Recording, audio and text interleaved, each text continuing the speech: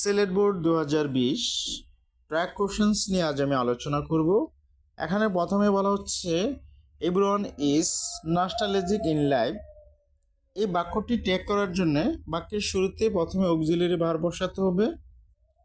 এই বাক্যে auxiliary verb হচ্ছে ইজ আর সাবজেক্ট হচ্ছে এভরিওয়ান। ট্যাগের নিয়ম অনুযায়ী শূন্যস্থানে প্রথমে ইজ বসার কথা ছিল, কিন্তু এখানে সাবজেক্ট হচ্ছে এভরিওয়ান। এভরিওয়ানের প্রনাউন হচ্ছে দে। দের সাথে কখনই অক্সিলারি ভার্ব ইজ বসে না, এর জন্য ইজের পরিবর্তে আর বসাতে হবে, তাই আমরা ইজের পরিবর্তে আর বসালাম। তারপর দেখতে হবে বাক্যটি হ্যাবোধক নাকি নাবোধক, কারণ ট্যাগের নিয়ম অনুযায়ী বাক্যটি যদি হ্যাবোধক হয় তাহলে অ্যান্সারটা হবে নাবোধক, অর্থাৎ অক্সিলারির সাথে নট যুক্ত করতে হবে। আর বাক্যটি যদি নাবোধক হয় উত্তর হবে হ্যাবোধক, অর্থাৎ উক্ত অক্সিলারির সাথে নট যুক্ত হবে না। এখানে বাক্যটি হ্যাবোধক কারণ এখানে নাবোধক কোনো শব্দ নেই, এর জন্য উত্তরটা নাবোধক করতে হবে, তাই আমরা আর এর সাথে এখানে নট যুক্ত করলাম। শেষে আমরা সাবজেক্ট বসাবো।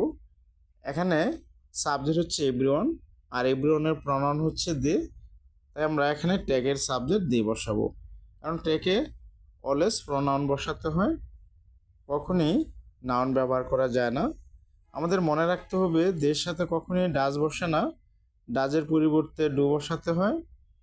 দের সাথে কখনই ইজ বসে না, এর পরিবর্তে আর বসাতে হয়। দের সাথে কখনই ওয়াজ বসে না, এর পরিবর্তে ওয়ার বসাতে হয়।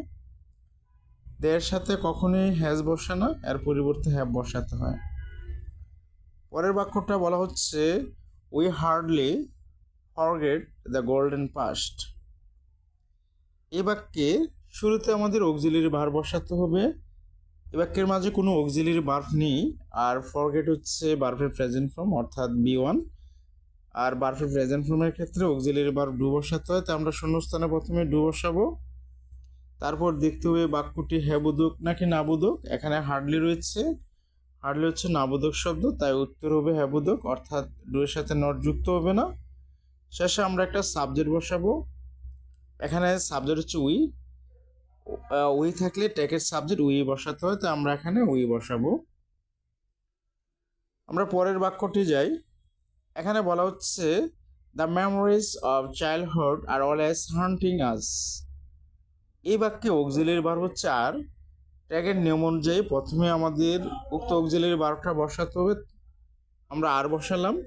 আর বাক্যটা হ্যাবোধক কারণ এখানে নাবোধক কোনো শব্দ নেই, তাই অ্যান্সার হবে নাবোধক, তাই আর এর সাথে আমরা নট যুক্ত করব। শেষে আমরা সাবজেক্ট বসাবো। এখানে সাবজেক্ট হচ্ছে দ্য মেমোরিজ অফ চাইল্ডহুড। এখানে মেমোরির সাথে এস রয়েছে, তার মানে অনেকগুলো স্মৃতি। সাবজেক্ট এখানে প্লোরাল, আর প্লোরাল সাবজেক্টের ক্ষেত্রে তার প্রনাউন দে হয়, তাই আমরা ট্যাগে সাবজেক্ট বসাবো দে। পরের বাক্যটা বলা হচ্ছে the sweetest memory of childhood is colourful.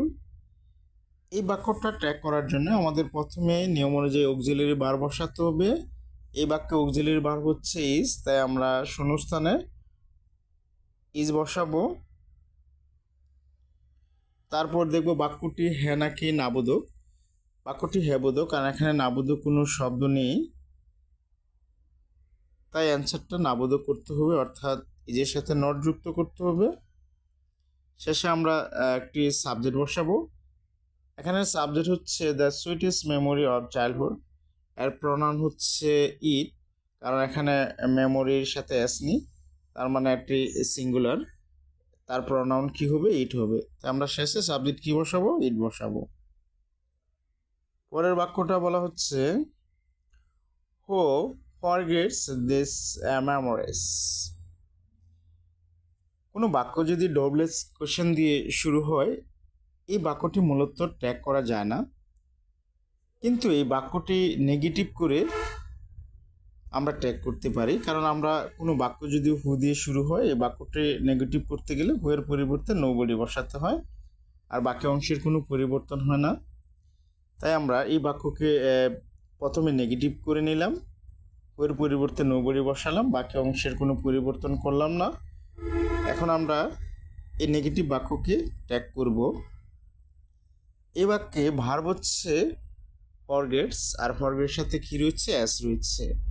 মূল ভার্বের সাথে অ্যাস থাকলে ডাজ বসাতে হয়, কিন্তু এখানে সাবজেক্ট হচ্ছে নোবডি। নোবডির প্রনাউন হচ্ছে দে, আর দের সাথে কখনই ডাজ বসে না। এক্ষেত্রে ডাজের পরিবর্তে ডু বসাতে হয়। তাই আমরা শূন্যস্থানে ডু বসাবো। আর বাক্যটা যেহেতু না বোধক, কারণ এখানে নোবডি রয়েছে, তাই অ্যান্সার হবে হ্যাঁ বোধক, অর্থাৎ ডু এর সাথে নট যুক্ত হবে না।